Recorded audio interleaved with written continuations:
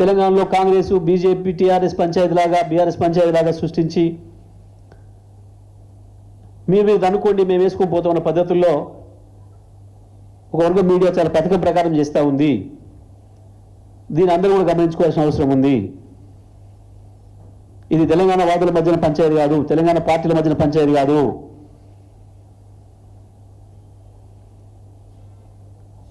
రాష్ట్ర ప్రభుత్వం యొక్క చర్య ఏ ఒక్కటి కూడా సరైన పదంలో, సరైన మార్గంలో కనిపించడం లేదు. వాస్తవానికి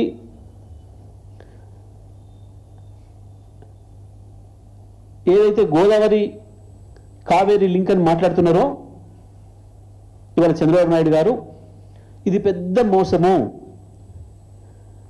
వాస్తవానికి ఎన్డబ్ల్యూడిఏ గతంలోనే ఏదైతే ఛత్తీస్గఢ్ ఒక 150 టీఎంసీల నీళ్లు వాడుకోవడం లేదో గోదావరిలో, ఈ నీళ్లను కావేరీకి తీసుకుపోతాం అని చెప్పి ప్రతిపాదన పెట్టిందో, ఆ తర్వాత ఛత్తీస్గఢ్ ప్రభుత్వం కూడా మేల్కొని వెంటనే మా 150 టీఎంసీలు మేము వాడుకుంటున్నాం, ఇగో మేము ఇవి ప్రాజెక్టులు కడుతున్నామని చెప్పి ప్రతిపాదనలు పెట్టి, చుక్క కూడా ఇక్కడ నీళ్లు లేవు, దీని మీద ఆధారపడి మీరు ఏదో గోదావరి కావేరీ కలుపుతుంటే మేము ఒప్పుకోము అని చెప్పి చాలా స్పష్టంగా చెప్పింది.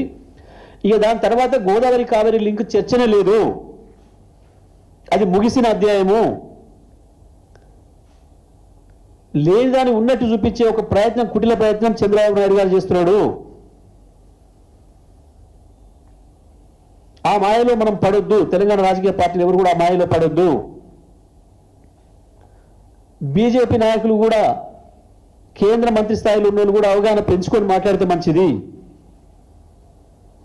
జరుగుతున్న కుట్ర ఏందో తెలుసుకునే ప్రయత్నం చేస్తే మంచిది. ప్రతి క్షణం చిల్లర రాజకీయ మాటలే వద్దు.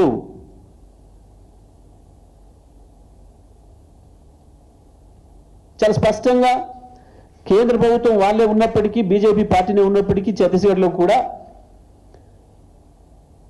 వాళ్ళు క్షణం కూడా లేట్ చేయకుండా ఇది మనకు ప్రమాదం జరుగుతుంది గోదావరి కావేరీ లింక్తో అని చెప్పి వెంటనే మేల్కొని, ఒక్క సుక్క కూడా నీళ్ళు మా దగ్గర 150 టీఎంసీలు మేము వాడేసుకుంటున్నాం, ఇగో ఈ ప్రాజెక్టులు మేము కట్టుకుంటున్నాం అని చెప్పి ప్రతిపాదనలు పంపినరు.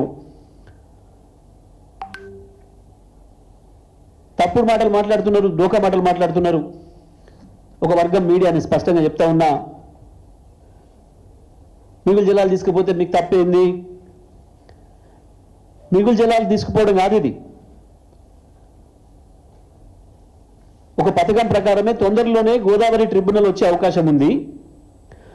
గోదావరి ట్రిబ్యునల్ కనుక ఒకసారి వస్తే ఇక నాకు వీలు కాదు అని చెప్పి తెలిసిన చంద్రబాబు, ట్రిబ్యునల్ కాన్స్టిట్యూట్ కాకముందే నేను హక్కు పుట్టించుకోవాలి, ఇంకొక 200 టీఎంసీల నీళ్ళకు హక్కు పుట్టించుకోవాలి గోదావరిలో అని చెప్పి ఒక కుటిల ప్రయత్నానికి నాంది ఇది. అది జరిగితే దెబ్బతినేది తెలంగాణ మాత్రమే. తెలంగాణ హక్కులు కోల్పోయే ప్రమాదం ఉంది.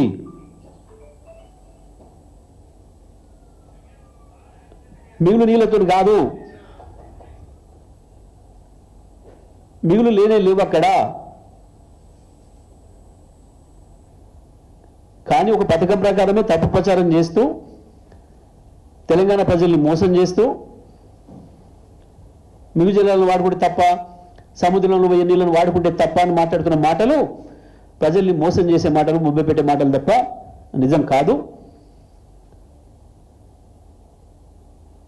ఇంకొక మాట కూడా మాట్లాడుతున్నారు, కేసీఆర్ ఒప్పుకున్నాడు. కేసీఆర్ ఏం ఒప్పుకున్నాడు? మీరు కనుక వాడుకోవాలనుకుంటే కింది నుంచి అది మాకు కూడా కృష్ణా బేసిన్లో ఉండే మాకు కూడా ఉపయోగపడే పద్ధతులు అయితేనే మేము ఒప్పుకుంటామని చెప్పి స్పష్టంగా చెప్పినాం.